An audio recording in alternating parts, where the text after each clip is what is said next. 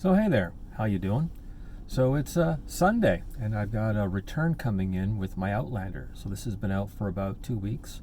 I just finished doing the photos for Turo to send it in, as well as the customer review, and basically just completing the transaction.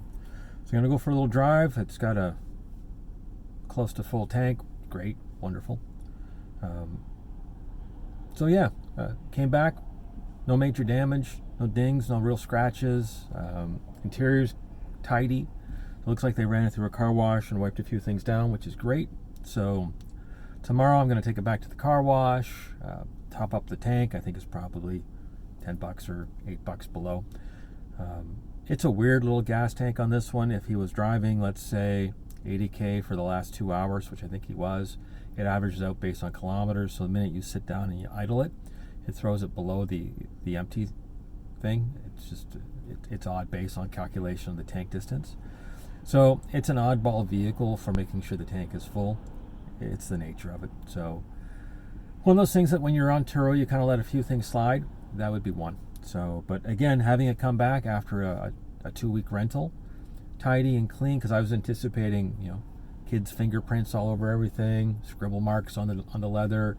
You kind of visualize the road trip from hell, and that's not the case. So again, nice and clean. Left my little file, so everything is complete, and we take a little look in. And again, remember I'd mentioned we need to put the paperwork in whenever you send out a renter. So the original paperwork is back. My ownership and everything that's in the envelope hasn't been touched, so it's sealed, so that's nice. So again, pretty straightforward return. And again, this was no host contact. Like it was great. He dropped the vehicle off in my driveway. Dropped it off according to my tracking system at about 12:30. Return time was 1 o'clock, so he brought it back a little bit early, which is nice. He had a car here to pick himself up, and they went off, I'm assuming, to the airport to leave, or wherever. I think they're finished their trip in Canada. I didn't talk to them very much. The initial transaction was probably problematic with having to confirm a license that is not from Canada, so that took a little bit of a struggle. Beyond that, everything was nice as far as that's concerned. He offered a referral for a friend that wants to book it later on, which is great. I said, well, go on to Turo, have them book in, and our insurance is covered, give you a good deal on that, so that's pretty sweet from that standpoint. Checked the lights, checked all the features, checked the oil, checked the transmission fluid, got underneath the vehicle real quick, look for any physical damage for going off-road or going through a ditch or something. Nothing's there. No leaks, no concerns. So let's go for a drive. Now again, we're on an old Pixel 3 phone, so I'm going to apologize for the image quality. It is what it is. If you get a chance to subscribe to the channel, I'm at about 270 subscribers right now, which I think is pretty good considering I've been doing this for about 2 months.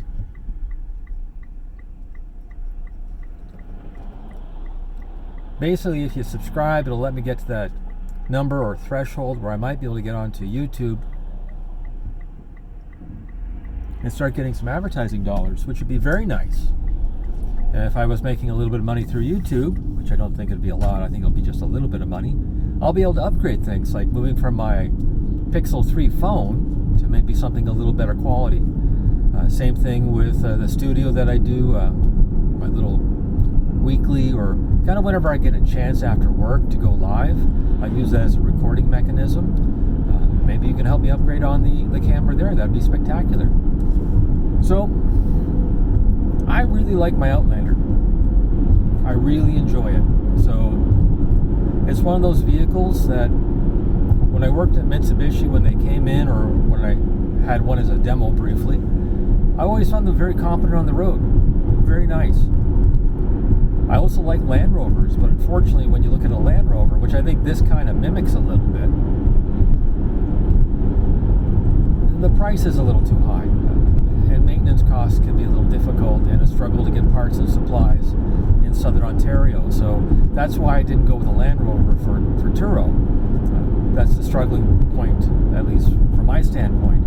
Not that I don't mind doing a little bit of service work or a little bit of maintenance, but I'd be into a 10-year-old, like right on the line, Land Rover, I'd probably be in the entry level.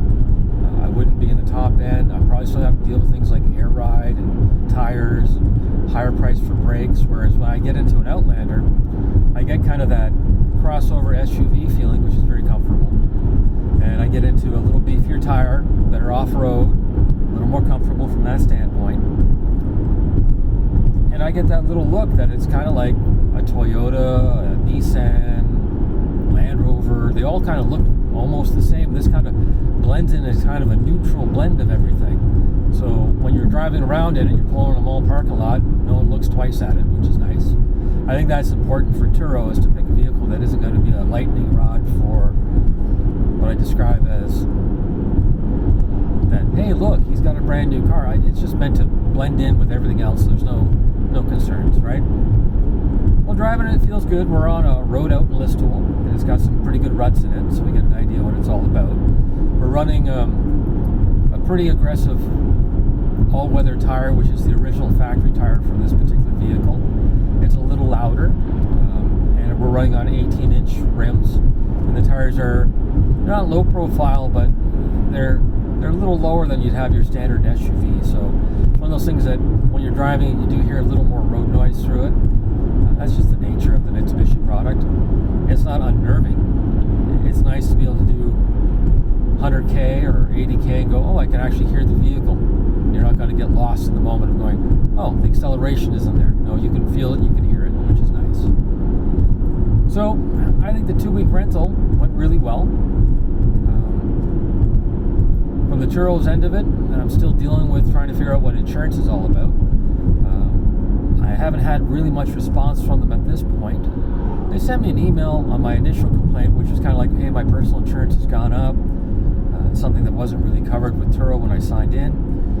A couple other little issues there as far as what is covered and what isn't hasn't really been addressed, or they haven't gotten back to me from that standpoint. So I'm still waiting for a response, but again, I'm in queue on their emails, and maybe perhaps it's just level of importance or staffing. I don't know what it is.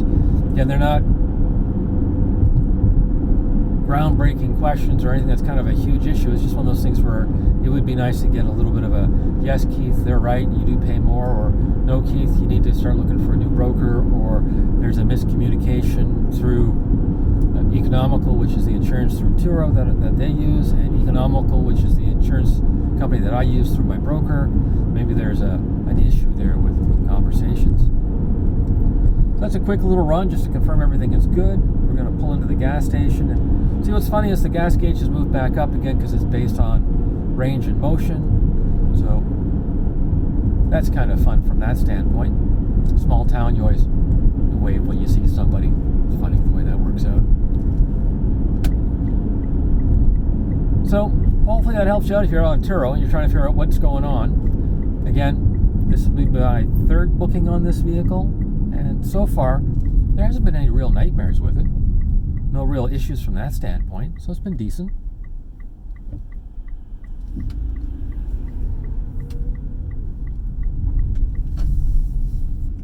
Appreciate that. People let you in, which is kind of nice.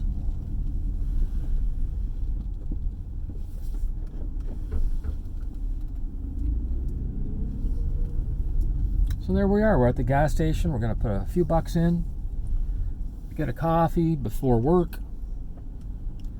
That runs us about for almost 10 minutes or so on that. So that's a pretty decent little drive.